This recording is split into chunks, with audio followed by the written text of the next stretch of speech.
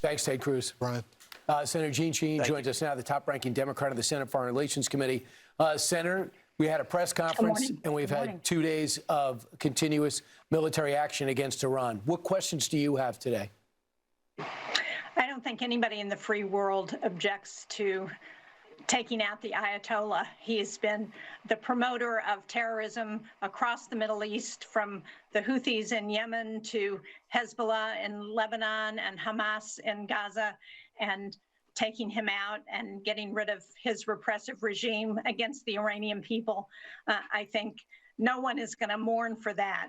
The question now is what comes next. And I certainly applaud all of our men and women in the military who have done such a great job of execution, and share the condolences with the families who have lost service members.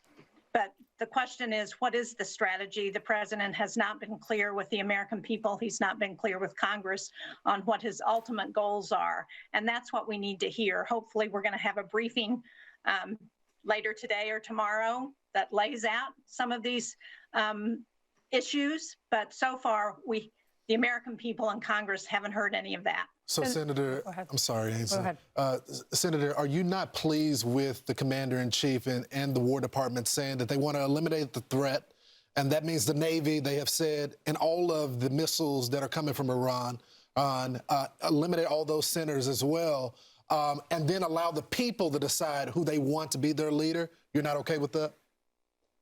Well, as I said, I think nobody, myself included, regrets taking out the Ayatollah. He was an evil promoter across the region and in attacks around the world. But the question, I think, is what comes next and who's going to take over.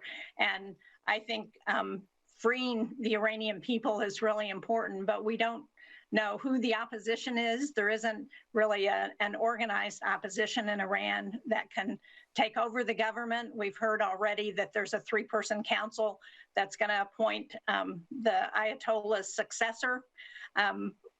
My assumption is it's going to be hardliners, and so we don't know if it will really improve. And that's the question, and that's why having a strategy and understanding what the president is doing and letting the American people and Congress know that is really important.